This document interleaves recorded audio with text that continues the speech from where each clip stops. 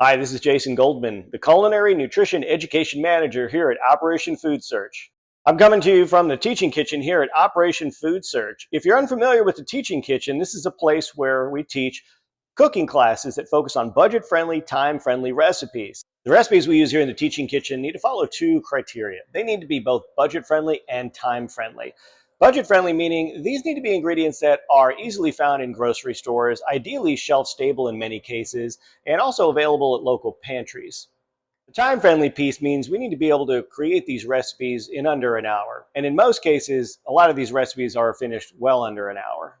That budget-friendly and time-friendly criteria that these recipes follow really allow us to create some new and exciting recipes, some of which are just variations on classic recipes that we're all familiar with, and you're about to see that really soon in the upcoming video. The Teaching Kitchen is equipped with 8 cooking stations. We can accommodate up to 2 people per station for a maximum class size of 16. Our Make a Dish, Make a Difference program means that each time you book a cooking class for your group, the cost is not only covering your class, it's also funding a free class for members of the community. If you're interested in finding out more about the cooking classes, you can contact me directly at jason.goldman@operationfoodsearch.org. Now let's get to that dish. We're about to make a really delicious pasta dish. If you're familiar with the pasta dish, pasta alla vodka, you know that it's a really rich, velvety pink pasta sauce. Well, we're going to make that today, but we're going to do a slight variation. We're going to substitute the vodka for another ingredient. We're also going to replace the cream with something you might be familiar with, and that is evaporated milk, a wonderful shelf-stable ingredient that is affordable and will do the trick to get us to where we want to be. We're also going to lean into a couple other shelf-stable ingredients, cannellini beans and tomato paste. This is pasta alla no vodka. Let's get started.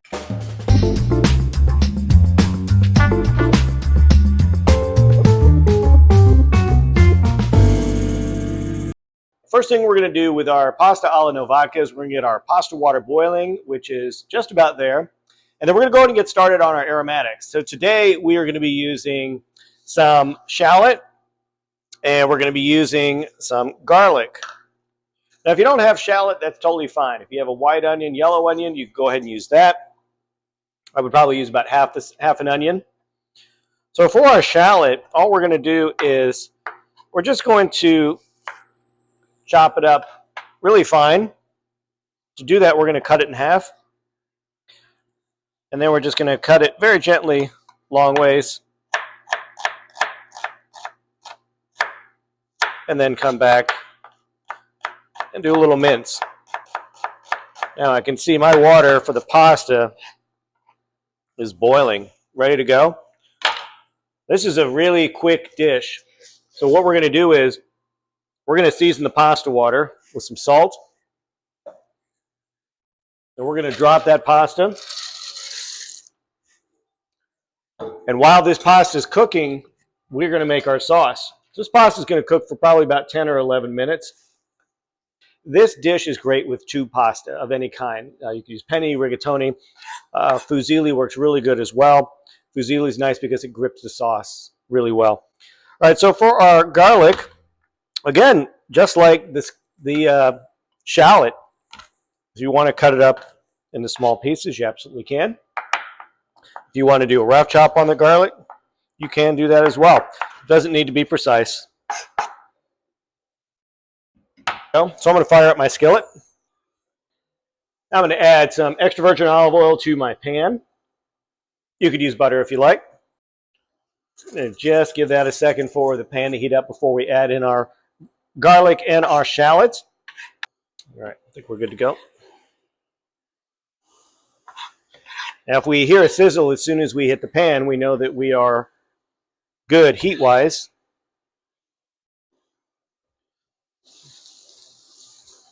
I don't want to cook it too high, too fast, otherwise that garlic's going to burn. What we want to have is we want to have some light toasty coloring around the garlic. And the shallots will be fully cooked as well. They'll start to get a little translucent. So while this is cooking, let's talk about what's coming up next. We are going to be using tomato paste. Tomato paste is a great product that you can utilize in so many different recipes, from slow cooks to quick pastas just like this. It's a very concentrated tomato flavor. That's a nice sweetness to it. And it's going to serve as the primary tomato base for this sauce. Tomato paste is definitely a good thing to keep in your pantry at all times, as it comes up in recipes quite a bit. So once we see that our garlic is starting to get lightly toasted, which is just about there, this only takes a couple of minutes, we're going to add in our tomato paste. Now here's the thing with tomato paste when you're using it, especially like this, is we want to cook out that tomatoey, aluminum, tinny flavor that it came, because it came out of a can. And so all we're going to do is we're going to add it to our pan in just a second here, and we're just going to stir it around and keep it moving for about a minute. And what you're going to notice is that this tomato paste is going to go from a bright red tomatoey color to kind of a rusty copper color, and that's a good sign. You're also going to notice the aroma changing. All right, we have got some light brown in here. I'm good with that. Tomato paste is going in.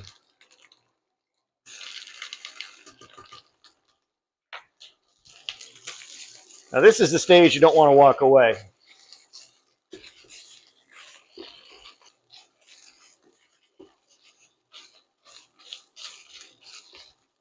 Now you'll notice as you're cooking your tomato paste, once you get toward the end of the cooking process, which is literally about a minute or two, you're going to notice maybe a little bit of that tomato paste starting to maybe caramelize through the bottom of the pan. That's okay. If it starts to burn, take it off the heat. But the reason that's okay is because we are going to deglaze this with our vodka alternative mixture. So our vodka alternative mixture is going to be equal parts of water and white vinegar. If you don't have vinegar, you can use water. But we want to have something in here that's going to deglaze the pan as well as replace the vodka. And vinegar is clear. It has a sharpness to it. And since we're diluting it in the water, all of it's going to evaporate and it'll be left behind with just a little bit of an acidic bite. It's a great substitute for the vodka. Of course, if you have vodka on hand, feel free to use vodka. Now I can already smell the difference in the tomato sauce. I can see the color changing. It looks almost like a sun-dried tomato rusty color. And I can see that it's starting to form that little fond on the bottom of the pan. So I'm going to go in with my vodka water mixture. That's going to deglaze the bottom of the pan and clean it up. And at this point, I'm going to give that about 20 seconds or so to cook that water and that vinegar off. All right, now once I can see that this liquid is cooked off, it is going to be time to add the evaporated milk.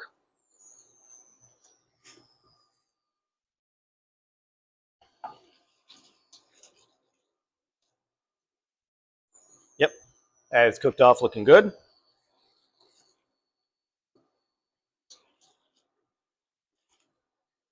All right, in goes the milk.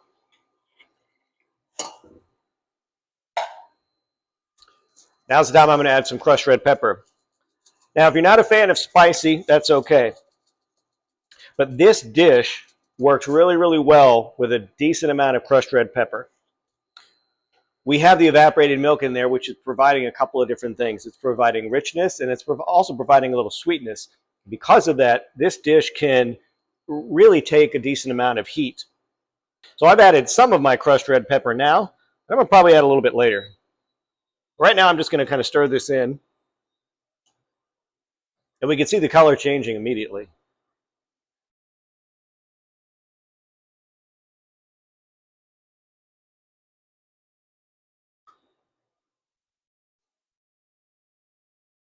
Okay, I'm going to bring this up to a little bit of a simmer.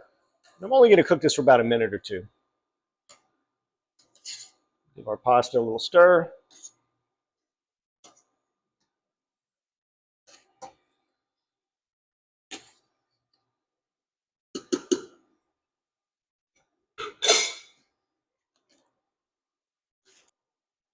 All right. So this is just about to come up to a simmer. And once it does, we're going to add our cannellini beans. Now, cannellini beans are just one option that you could use with this dish. You can use Italian sausage. You can use either pork or turkey Italian sausage. You can use ground beef. You can add chicken to it. You can do all sorts of things as far as the protein goes. Today I'm going to use cannellini beans. I like using cannellini beans because they work well in pasta. They're very affordable. They're shelf stable. And I'm going to go ahead and drop those in.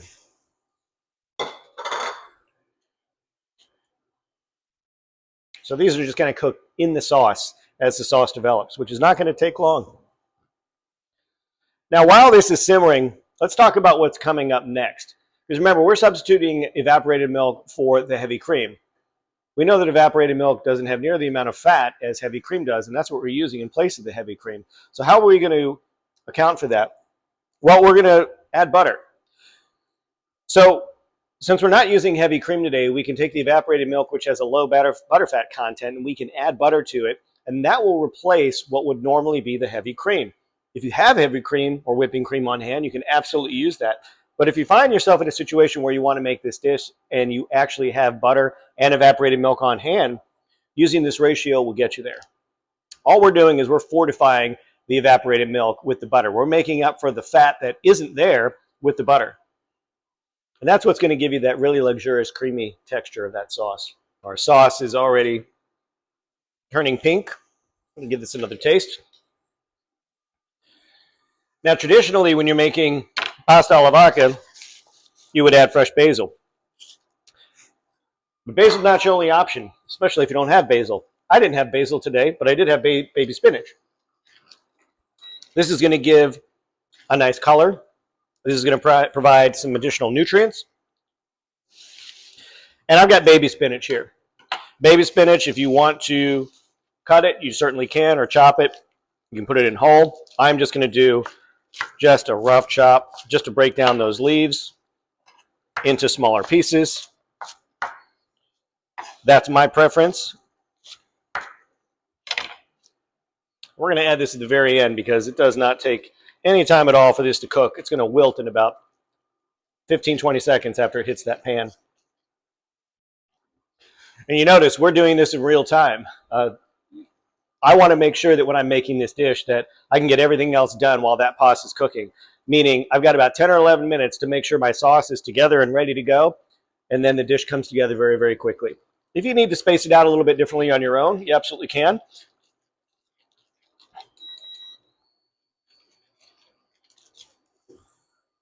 Another taste.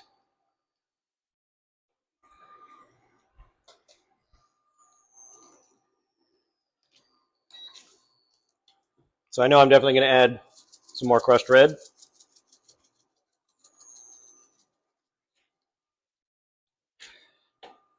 I'm not going to season it with salt again because I am going to be adding Parmesan cheese to this.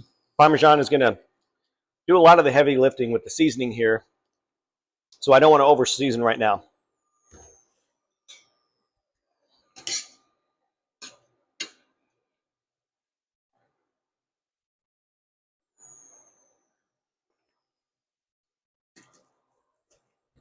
That pasta's done.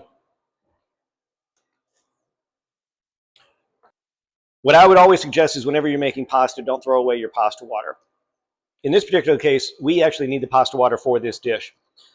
And if at all possible, I find it easier to remove the pasta from the water than the water from the pasta, meaning it's easier to remove it from the pan than to drain it in the sink. So I have what's called a little spider here. If you have anything like this, this is a handy tool. You just take the pasta directly from the pasta water and add it to the sauce. As you can see, I'm allowing some of that pasta water to go into the sauce. That is intentional. We need that pasta water in this sauce because it is going to help build the sauce. That starch that's in the water is going to help create this nice emulsion with the butter that we are about to add. A little bit more pasta. I get a little bit more pasta than what I needed. Now that it's in there, we're going to add our butter.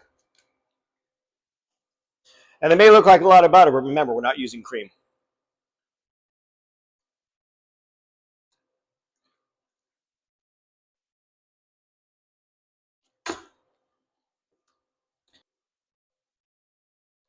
So we've got this really nice creamy sauce. We're going to add in our spinach. And again, spinach is just one option. This dish can take a lot of different types of vegetables. The only thing I would recommend is that spinach is something that's great because you can add it at the last minute. There's no prep to it virtually. It cooks within 30 seconds. But if you're going to add things like broccoli, cauliflower, things like that, you're going to want to cook those separately. And we can see that has already started to break down. It's creamy, it's colorful.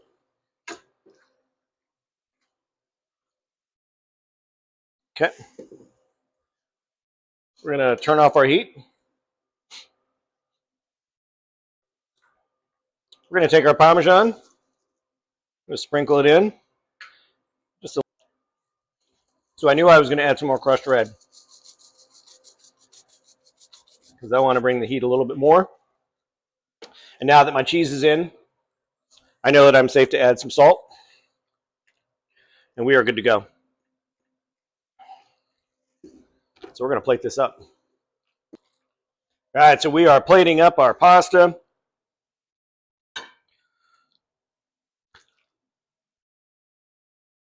This looks great. It's creamy. It's flavorful.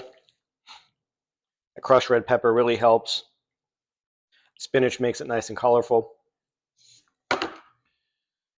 Now also remember with your pasta water, even if you're done cooking, you may still need it.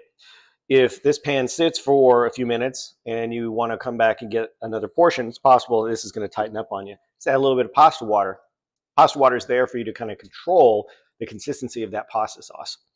So I encourage you to make this at home. This is a wonderful dish.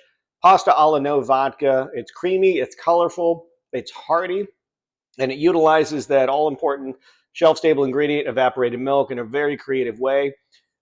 Feel free to add any kind of creative proteins or vegetables to this. This is a really fun, delicious dish to make. Enjoy. And remember, if it tastes good, you did it right.